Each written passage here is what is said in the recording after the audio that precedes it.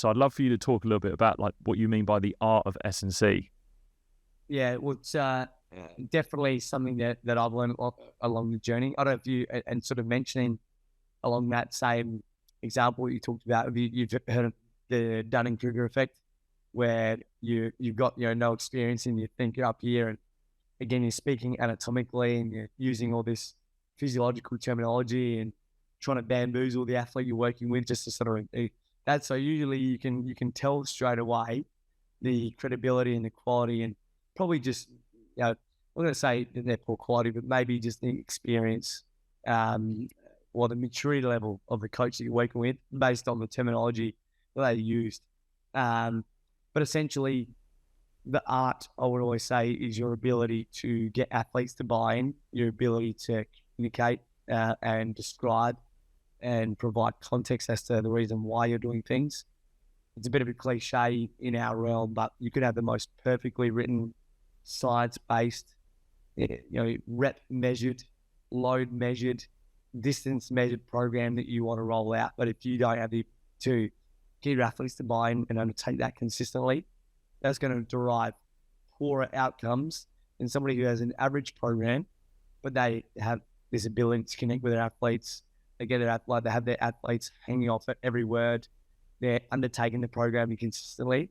You're always going to go for option number 2, the less perfect but more consistent programming, and that's down to the art of it, really. It's just, how can you communicate?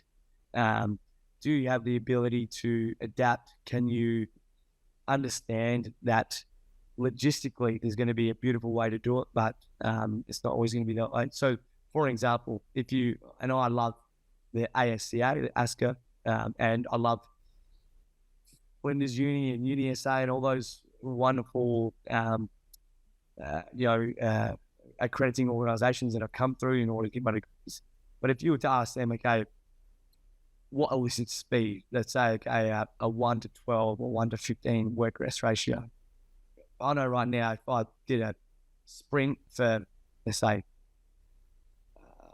10 seconds flat out for a group of 60 semi-professional athletes, getting them to sit around the next 150 seconds after that is going to be an absolute nightmare. There's no chance. They're going to go wild. Even if you do a walk back recovery after 10 seconds, they'll still be sitting there for another 100 seconds thinking, like, what am I doing? Like, this is silly. Like, that's wonderful in a lab and an institute-based setting, but how can you manipulate, adapt, and find, what is the most effective dose in a semi-elite or a grassroots level, or in an environment where you've got 60 athletes that are there to sort of take whatever rope you give them as well.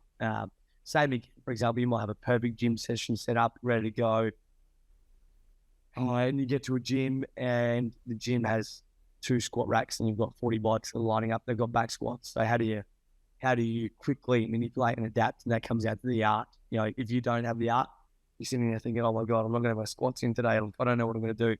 If you've got the art, it'd be better, potentially you could do a leg press, or there's different variations of squats you can undertake. Maybe we don't have to do squats today. You can dose that into our programming later. Like, there's lots of different ways you can work through as well. So, I definitely value the art a lot more than the science, but you do definitely always need the science base to it. But that part doesn't work if you don't have this part sort of as the foundation. Hello, you legend. If you've enjoyed this video, then you might enjoy this video right here, which is the full unedited episode. Go on, head up to it.